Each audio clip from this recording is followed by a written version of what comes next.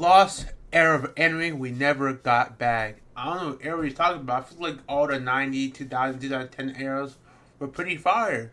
But we talking about hidden era I know about. So let's start yapping and let's get into the biz, sir. There's the kind of anime Japan literally cannot make anymore. Not won't, can't. What, And 90s? these types of anime will never be made ever again. Is my boy talking about the 90s animes? Because that's all I'm seeing right now. They were fire. They were fire.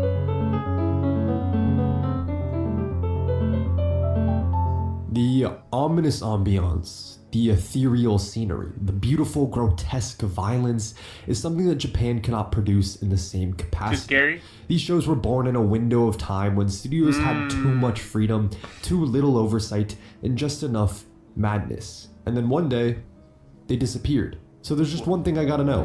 What the hell happened to them? What killed this breed of anime? What changed so drastically that something this bold, this strange, this specific just stopped being made? Why do they feel like relics from another dimension? First, we need to figure out what these shows even were. And by the end of this, not only will you know exactly what kind of anime I'm talking about, you'll have a list of the most must-watch shows from this generation. And you'll understand why we'll never get anything like them ever again. You know why they're gone? Honestly? I feel like more kids got into anime. I know some anime are for kids, right? That way they have different genres, like AOT got their own shit, and they're like, you're not fucking like, for kids. Unlike Dragon Ball. Dragon Ball used to show blood and stuff, but not blood no more, so for kids. It's a little violent here and there, but you know, it's not that bad, bro. Chill on that. But that's where it went, bro. They focused more on the kids and went away from the teens and the adults. And now we got what we got. The friendly, less death animes. In 1983, a Japanese dude released a series that would spark a shift in anime so great, it shaped the next 2 decades. The series was called Dallos. It was totally unremarkable in terms of its story by modern standards, only remarkable in the way that it was released. Dallos was never shown on TV. Instead, it was immediately sent to video stores as a VHS tape, marking it as the first ever OVA. Original Video Animation. Who animated it? This is Angel's Egg. Wow. After Dallos shocked all of Japan in 1983, studios quickly followed. That's some good animation, low-key, for the 80s. So it was only 2 years later until we got this masterpiece. Set in a desolate primordial world where only a single girl wanders. All she wants is to protect this egg. She thinks it'll hatch into an angel, and maybe that'll fix the emptiness around her. But what happens when someone tries to break that egg? What happens when that egg breaks? What's so gripping from Angel's Egg is its atmosphere. It's how a story with almost no dialogue, only 2 characters in an ocean of silence, can be so distinct. The setting, the ominous music, mixed with how the movie lingers on stills, builds an encompassing eerie tension that made me stew in my own thoughts until I couldn't help but be flooded with questions. I like the animation, bro. And the darkest shit, too. It's spectacular. One of the most evocative anime I've ever seen. Something like this is only possible because it's an OVA. Now imagine for a second you tried pitching something like this to a modern production committee, and they'd look at you like you were insane. But that's the thing. OVAs weren't built for mass appeal. They weren't meant to fill airtime or rake in box office numbers, because OVAs were designed to be bought physically before anyone ever saw a single frame. No TV broadcasts, no theatrical runs, just straight to VHS. And that gave creators a rare kind of freedom to make something stranger, slower, more specific, designed for a niche audience. With no time slots to fill, no censors to please, no runtime restrictions to worry about, it was just a director's unfiltered vision. That's deep right there. This allowed them to create such distinct works that are missing in modern anime. Which leads me to the next OVA that you might have missed. And I don't say this lightly. Maybe. It might be the weirdest, most visually unhinged thing I've ever seen. Meet Catsup, an experimental short film released in 2001. It follows the story of these 2 cats in particular, where this one tragically passes away. And while her soul is leaving her body, her sibling does everything he can to stop it, resulting in her soul splitting in 2, which leaves his sister as a husk of her former self. So he goes on an adventure through the land of the dead to try to bring her back to how she once was. That sounds dramatic to say, but this might genuinely be one of the weirdest, most original things I've ever watched. Experiencing a surreal, dialogue-free film centered around these two characters that's filled with existential imagery of a world collapsing in on itself is not something I could have ever expected. Two cats, like the angle out looking back. Do they even got souls for real? Like her soul was disappearing and stuff, but them eyes, that looked like he got souls right there. But most of the time, he just stared in the blank, look like he got no soul, bro. So do they really got souls, bro? I'm just trying to ask for a friend, man. I ain't trying to be rude. I mean that in the best way possible. Bro. The series is a perfect example of how wildly experimental an OVA can be. It has an awkward runtime of 35 minutes. It has no dialogue. It has these stupid-looking cats as the main characters. It's the kind of thing that would never get greenlit today. Likewise, I'd be shocked if you could find a current series as unapologetically provocative as this comedy OVA masterpiece. It's so funny. I fish y'all though. Now, Golden Boy is almost the OVA of OVAs to be watching from that older generation. It came out in 1995 with a dub that rivals the legendary titan of comedy anime dubs, Ghost Stories. Think of a big black man chasing you! He barely speed up though. I got tired. Well, he's not racist. Golden Boy is a show that embodies let's all get fucked up and watch this show at 3 a.m. and laugh our asses off. Its formula is simple. New episode, new job, new girl, Kentaro starts tweaking out. And usually leads to chaos and life lessons. Nothing groundbreaking here. But here's the thing, it didn't really need to be. Back then, you would get this type of joke. You son of a... Now, you get something along the lines of this.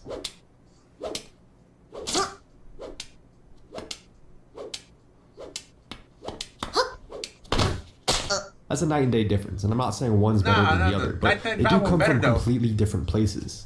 It's not just about laughs, it's about what we expect from a comedy and what we're willing to laugh at. See, in the 80s and 90s, OVAs were being sold directly to fans. You had to buy the damn thing if you wanted to watch it, which means the only people watching these shows were the hardcore fucking gooners who could only think about anime titties and spending money on that shit. So, of course, studios weren't trying to hit mass appeal. The masses literally couldn't watch these things. Instead, what rose to the top were the weird, the provocative, the unforgettable. And that's why you get jokes like this. My queen! Oh, you're so naughty! Oh, hell nah, boy! That's comedy gold to them. Today, with anime on every streaming platform, creators are thinking broader. Anyone can watch anything, anytime, anywhere. So creators aim for a wide appeal. And because OVAs were targeted at very specific demographics, you don't see a lot of tropes you're used to in modern anime. No high school settings, no power of friendship speeches. Instead, you get stuff that's cut from a more unique cloth. And well, because of who these shows were made for, you get things like this. This is Bubblegum Crisis, a slick cyberpunk OVA from 1987 that oozes style. It follows an all-female squad of mercenaries fighting corrupt megacorporations, rogue robots, and whatever else needs blowing up in a neolit Tokyo. And it might have the sickest opening 5 minutes I've ever seen in anime. It doesn't start with a little character introduction. It doesn't even start with a normal anime opening. It just hits you full on with a J-rock / city pop performance like a music video from a cooler timeline. It's not even an opening theme, it's just a song. Because why not? You would never get anything like that today in anime. Or how about Wicked City? Now, this one's for more real degenerates. The basic setup is this. There's a barrier between the human world and the demon world, but it's getting weaker, and demons disguised as people start leaking into the human world. And let's just say, if you take the wrong girl home from a bar, you might not be waking up. You're catching every demon STD known to man and dying with zero dignity. So it follows a stoic demon hunter and a demon woman as they're tasked with protecting this man who will restore that barrier. Fuck him! It's sleazy, it's stylish, it's a little fucking sexual, but I gotta be honest, there's still something cool about it. Not because of the weird sex pest energy, but because it's bold. It was made with an audience in mind that doesn't really exist anymore. Tell y'all about this. An audience that wanted violence, horniness, and some of the sickest hand-drawn animation you've ever seen. Every time I saw this scene, I was like, I love this stupid comment. You know why we lost anime era like this? We lost the passion, the devotion. And they were getting paid probably. No, I'm not very good, but probably better than when they were modern day. Modern day, y'all getting paid like $2 an hour, which is terrible. back in the day, at least y'all can afford what y'all eat, but now everything going up, and it's like, yo, yes, we're getting paid less, but at least we can afford what we can buy back in the day. Now it's like, yo, y'all ramping it up and barely giving more money than I asked for. And less people want to come to work, so we get AI slop like One Punch Man. Hey, bro, that's what I'm just saying, bro. Y'all, there's some fucked up, bro. We need some peakness like this, bro. Like this. One more type of OVA that we need to talk about. I'm talking about OVAs born from early hype. When a manga was so gassed out of the gate, studios couldn't wait. They just had to cash in, even if it meant rushing out tiny half-baked adaptations way before the story was ready. Like Gunsmith Cats. It follows Rally and Minnie, two girls who run a gun shop by day and are bounty hunters by night. But here's the thing, the OVA isn't even a straight adaptation of the manga. It's an original side story. However, it's still pretty damn good. It's cute, it's fun, it's got some absolutely fire animation, and the opening looked so damn good. But when you watch it, you can feel that it's just a glimpse of what the full story could have been if it ever got a proper adaptation. Then there's also Yokohama Shopping Log, a quiet, reflective series set after humanity's decline in a post-cataclysmic world. It just follows a robot girl, living peacefully among the remnants of a fading world. Why did it flooded though? It's cozy. It's slow. It's the anime equivalent of sitting on a porch with a cup of tea and watching the sunset. Watch that. And it's so good precisely because it doesn't try to overdo it. There are tons of OVAs like these. Early adaptations where studios bet big on a manga's potential. Sometimes way too early. But that's the part of what makes them so special. Today, if a manga popped off like this, you'd expect a 13 to 25 episode full season, but back then, you might get 2 episodes in a VHS release. It would be like if someone adapted Chainsaw Man into an 8 episode OVA in 2019. Sure, this was gonna get an anime, but if you jump the gun that early, it's just too soon. That's why these early OVAs feel kinda like time capsules. They're not full adaptations. They're whispers of what could have been, snapshots of potential before the stories even fully bloomed. And if you're a fan of the original manga, these OVAs feel like little treasures. But it's not just OVAs that captured that feeling. It's not just the short, rough gems that we'll never see made this way again. There's a whole other side to this lost era of anime, and that's the films. So let me talk about a story that embodies that loss of grit. He's right though. The film's right, bro. He's right, bro. Them old film hit different, like Ghost Shell, bro. The old one, bro. Them was fire, bro. The animation, the storyline, the graphics, bro. The blood, bro. It was peak. Nowadays, like, no offense to like Chainsaw Man, it was a great movie, right? Great story, great animation, bro. But it felt a little bit different though. I feel like the older one was like more of a like, it had a little bit just a different feeling, different graphic, bro. Cause you know you expect animation nowadays from MAPPA, you expect this type of quality, bro. But from back in then, bro. Each studio was producing their own type of style and producing greatness because people wanted to show up to work. That's what I'm saying, bro. They wanted to do their fucking job, bro. People wanted to do their thing, bro. They wanted to draw. It's also my favorite anime film of all time. Vampire Hunter. My brother watched this shit, bro. I don't know. I gotta see if it's good, though.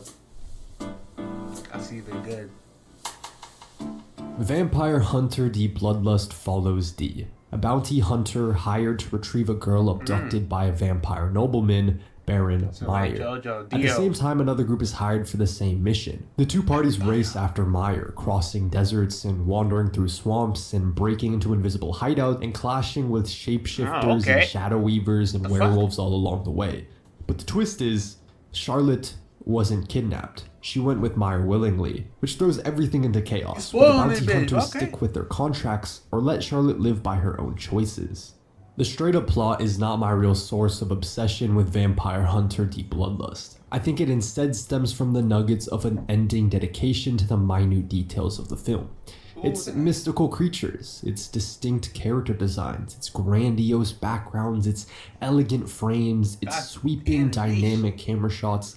It's these little details that flesh out the world and breathe all of the life into the story.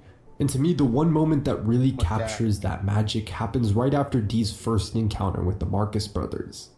After the encounter, he rides alone into an empty desert. He dismounts from his horse, kneels by the ground, and examines faint tracks in the sand. At first, it feels quiet, still, like nothing is out there. And then you realize he's standing before a herd of sand mantas. And without hesitation, D leaps onto their backs, riding them across the wasteland.